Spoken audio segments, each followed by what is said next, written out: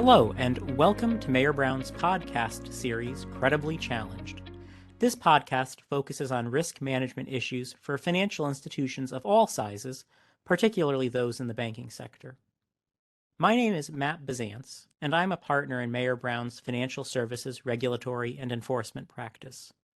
Joining me today is Andy Spero. Andy is the founder and president of Spero Risk Associates, a specialty consulting firm that focuses on risk management, modeling, and loss forecasting. On today's program, we will talk about stress testing and how it relates to risk management. Andy has a lot of experience in this area, and I was really impressed in our preparation as to how much he's thought about these issues, not only on an institutional level, but also on an industry-wide level. Thank you, Matt. I'm happy to be part of what I find to be a very informative series of interviews. So let's dive right in with a little bit about the industry perspective that you bring. You've worked with a lot of people in a lot of institutions and probably hired a fair number yourself. What kind of background are you looking for from a good risk analyst or risk advisor? Well, we're extremely choosy. For advisors, we want experts who have extensive banking experience, but who will do, not just talk. Be blunt, they need to know something that I don't. And they need to talk, they need to enjoy getting their hands dirty. Otherwise, it's just talk, talk, talk, talk, talk. And really, Matt, that's my job. For analysts, we want math majors and engineers who can communicate and have people skills. We'll teach the rest. Our firm's motto is thought before calculation. So we want conceptual thinkers who've learned their classroom lessons and love applying those concepts, but doing it independently. So curiosity, obsessive compulsiveness, they help. In fact, it's pretty much required because it's easier to pull someone back than it is to push them ahead.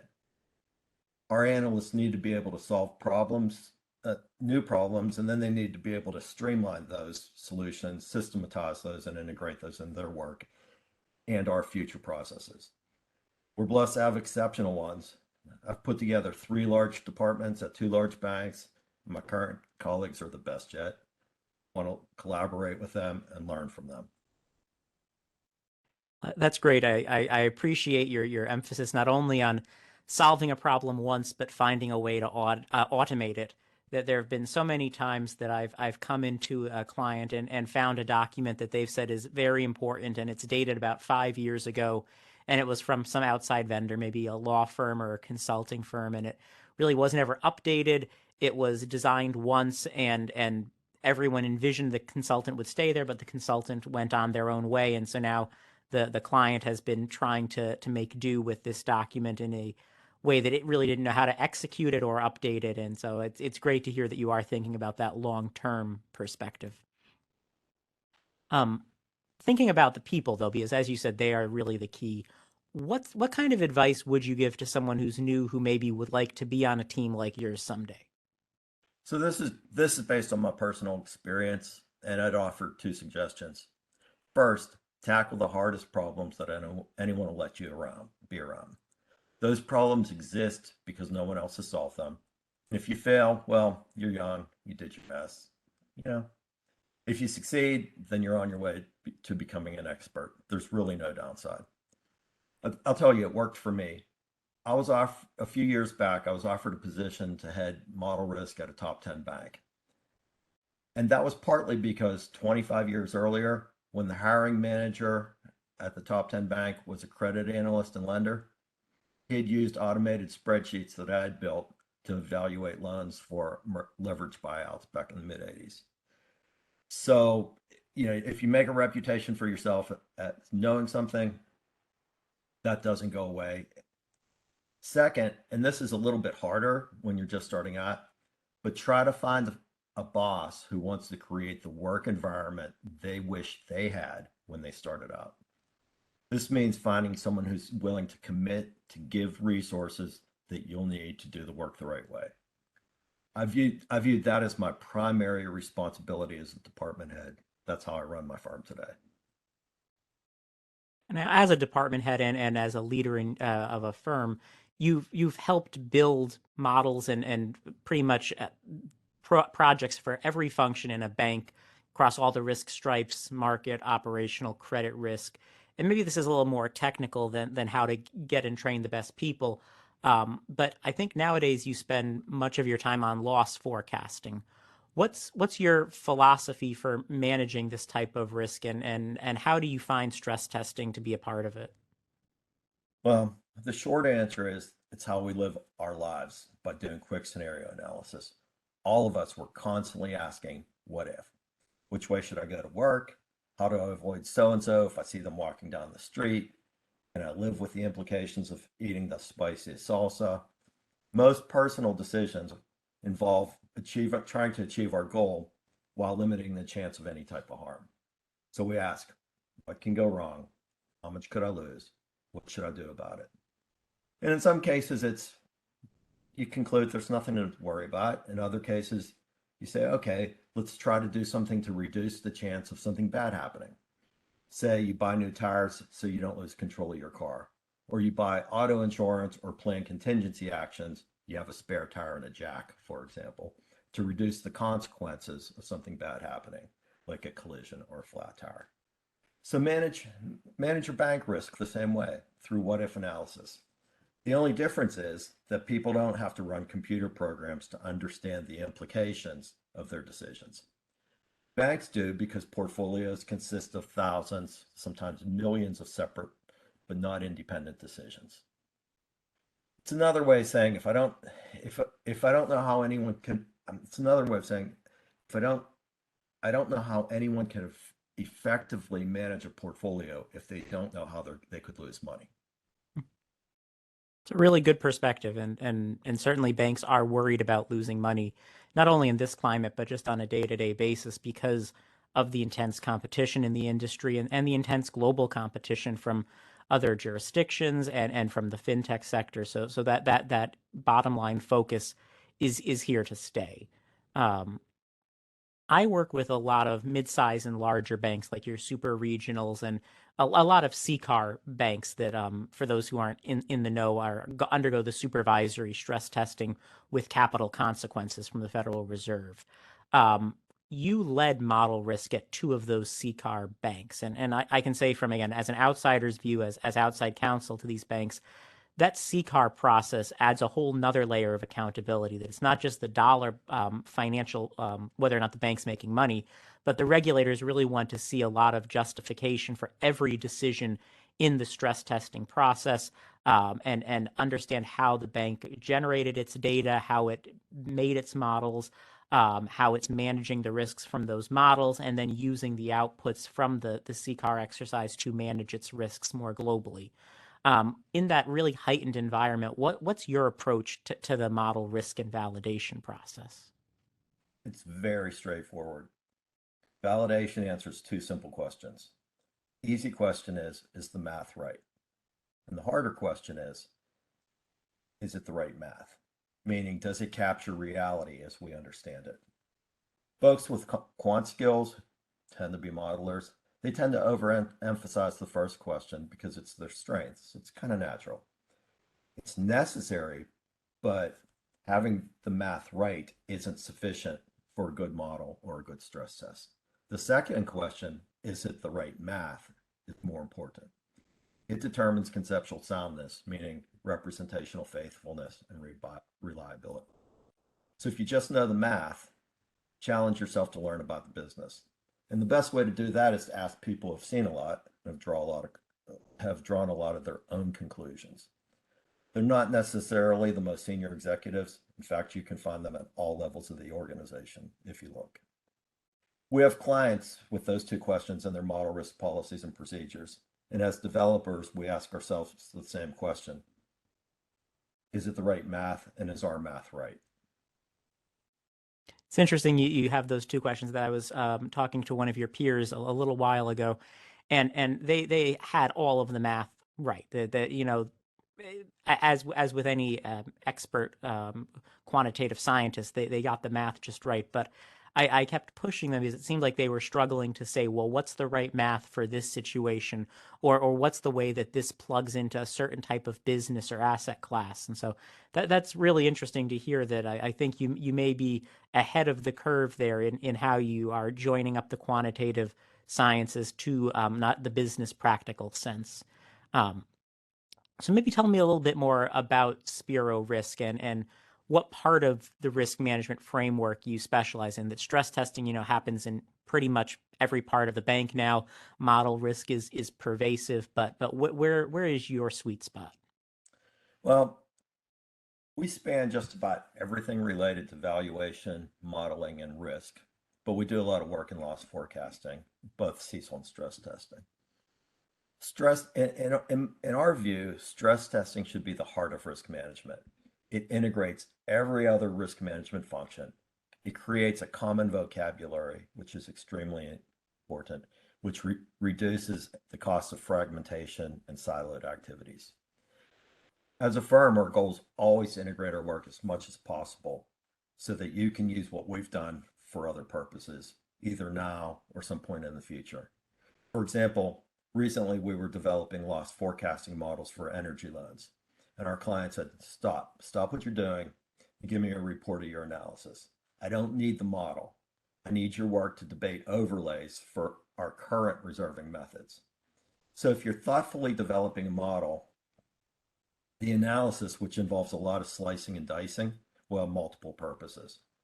In fact, our data prep work is often used for other purposes too. How do you manage that tension though of on one side that you're selling expertise, you're selling the slicing and dicing, picking the right way, designing the outcome, designing the model based on all of the things you've learned about the client, versus helping them develop a in-house knowledge to the problem that eventually you're going to go away, and they may stop the slicing and dicing, but they're going to need to have some understanding of what you've built for them. We see no tension. Our goal is to use our expertise to develop tailored solutions and to build their in-house expertise.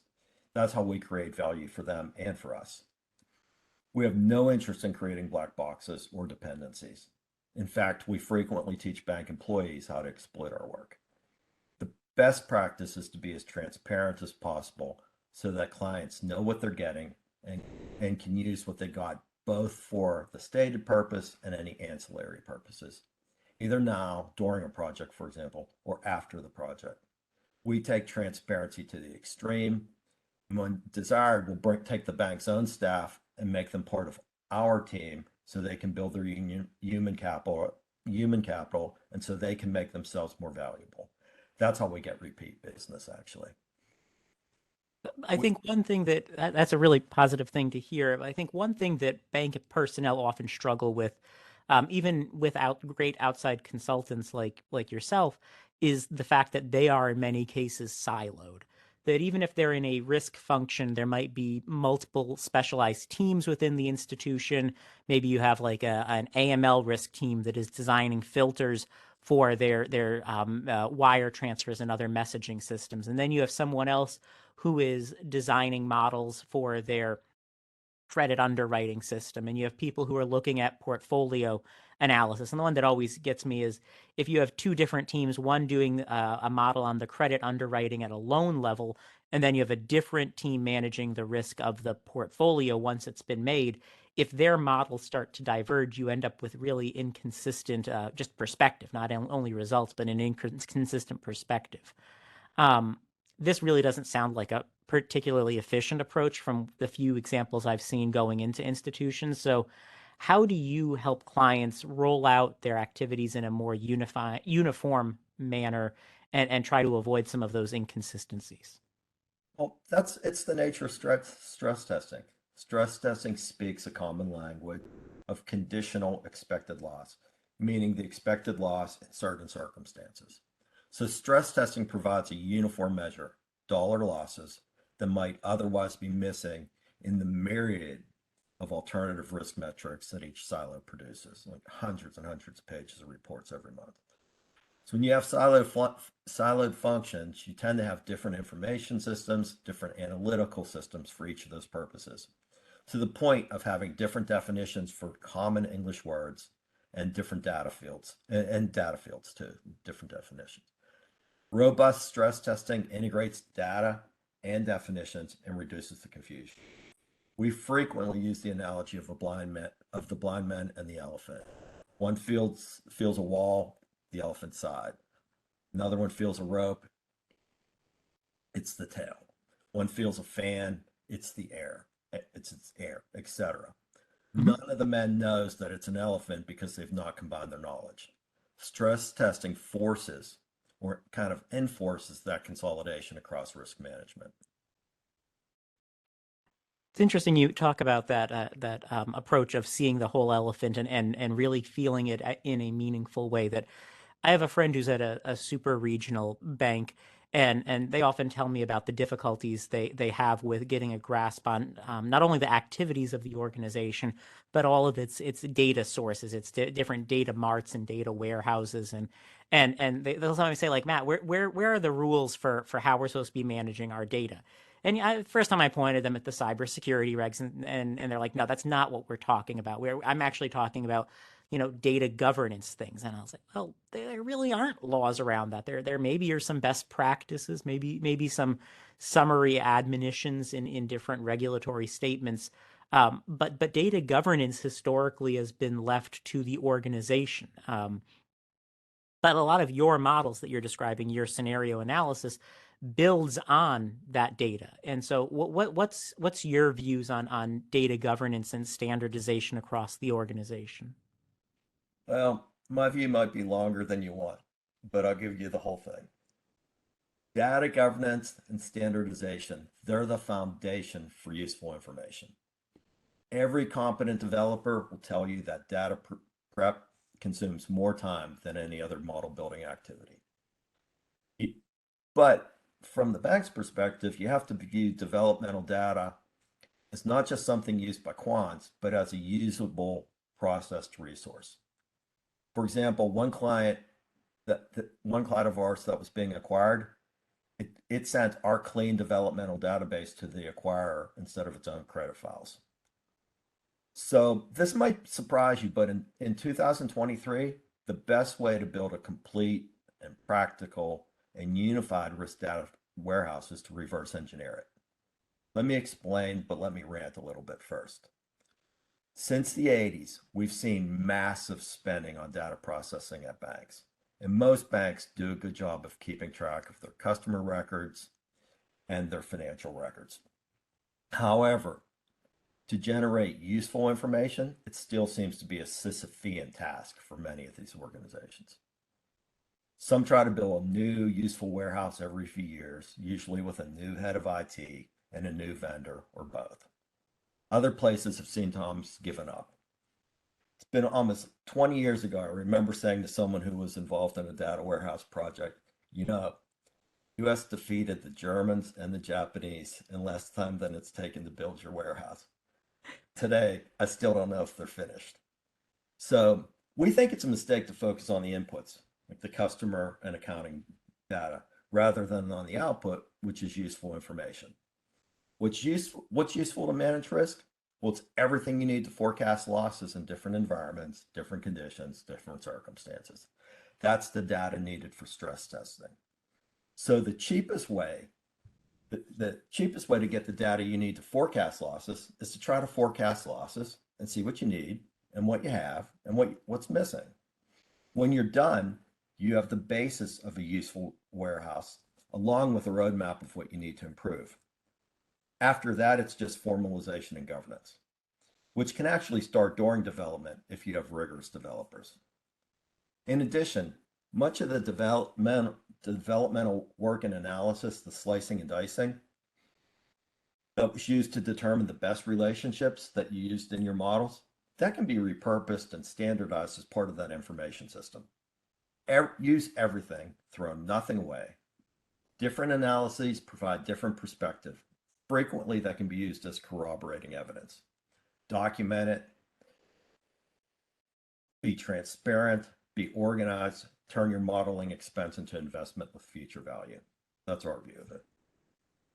So when you talk about reusing your analysis, reusing the different steps to throw nothing aside, there is a technical point that I wanted to touch on that you had mentioned to me earlier, around expected losses versus unexpected losses. That for modeling CECL or the accounting requirement for current expected losses, that's one approach. But then stress testing kind of thinks outside the box as to, well, what are unexpected losses? You know, if there's a hurricane, well, what would the consequences be? We're not expecting there to be a hurricane. We don't know when's coming. There isn't something on the weather radar, but we still want to project the unexpected losses. And so that's two different frames of reference for modeling. Um, can you use the same models for those different purposes? Should you use different models? What's your view on this issue? Well, if you would have asked us 5 years ago, and people did, we would have said that you have two purposes with very different economic and statistical characteristics, so different models were necessary. But since then, we've developed and applied economic theory and know that in most situations, one model can optimally serve both purposes with no trade-offs. If you take a typical CECL model and apply it to stress testing or vice versa, you're usually making pretty big compromises that might require a lot of overlays or qualitative adjustments and a lot of explaining, frankly. And if you don't know you're making those compromises, well, that's not good either. Without going into details, our approach realizes that not all of the observations in your historical sample sets are the same. They should be grouped differently and used differently. We're excited because it's downright the coolest and cleanest work we've ever done or we've seen in the field. It's sophisticated yet extremely intuitive. I wish everything was as maybe intuitive to me as it is to you. That is one of the reasons why I started this podcast series, is because there is a lot of this implicit knowledge among experts like yourself, and there aren't many laws that govern these areas of risk management, in particular for stress testing. Really, there's very little law outside of some Fed guidance that is at the more technical end of Fed guidance on what banks must be doing in this area. So where do you look for guidance when you're applying this expertise, and how do you iterate it? When you say 5 years ago you had one approach and now you've developed a new approach, how did you make that kind of transition? Um, I'll give you, let me start off with a little bit of a historical perspective. So stress testing is primarily used in market risk, which includes structural interest rate risk, in other words, ALM, and for credit risk. So for market risk, there's a long history of looking at both hypothetical and historical scenarios. In fact, those scenarios are built into much of the market risk and ALM software. I did enterprise-wide stress testing for market risk and ALM before the crisis, and I'd argue that even today, it's a much more mature field than credit risk. Credit risk at most places for a variety of reasons. There has been less of an emphasis on historical scenarios or hypothetical scenarios beyond the Fed's own hypothetical scenarios. So it's generally less well developed. Some of the larger places are expected, kind of, nobody wants to say required by the Fed, but are expected to integrate stress testing into their risk appetite framework by using estimated losses primarily as an indication of their risk profile to compare against the board's appetite for losses.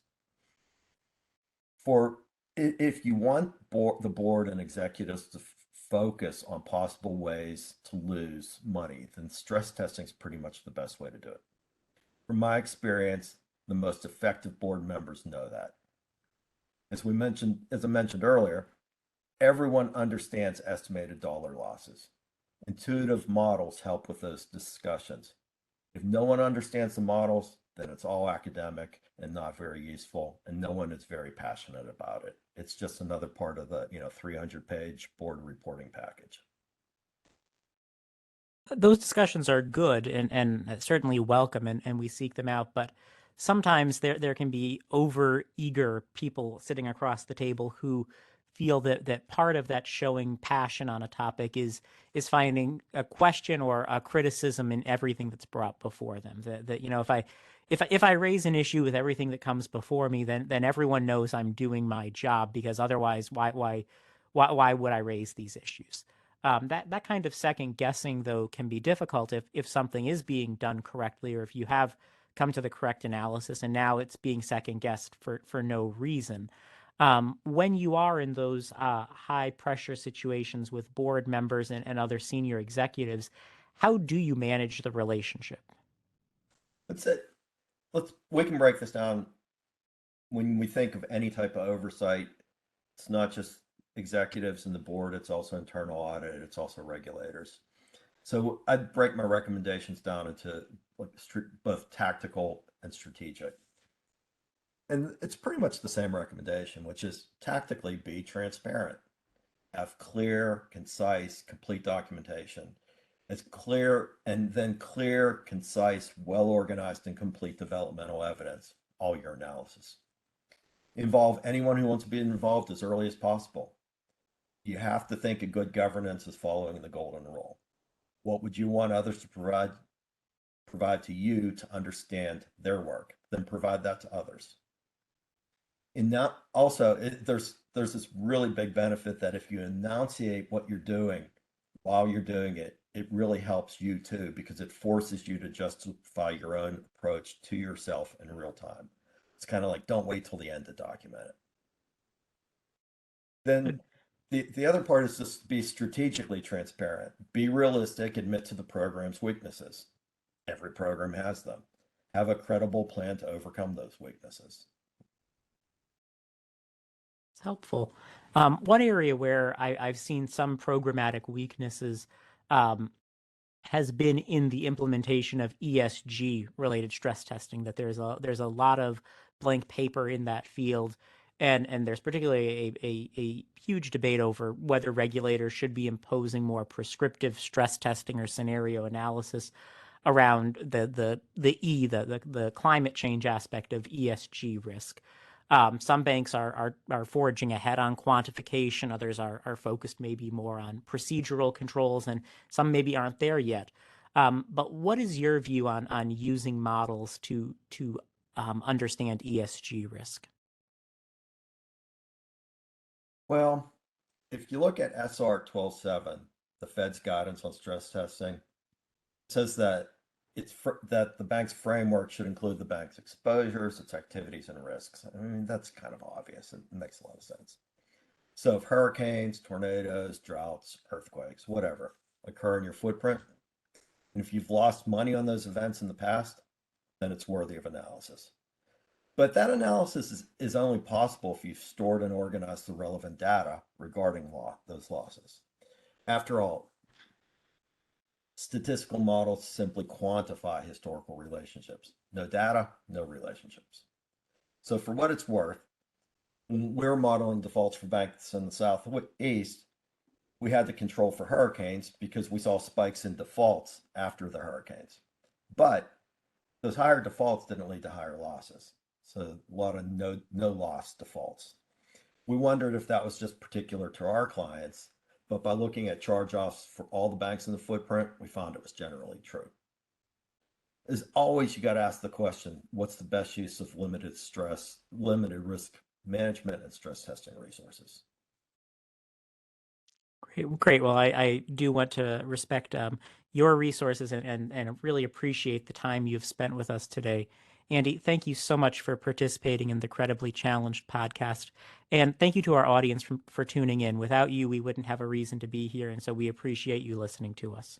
Have a great day. Thank you, Matt.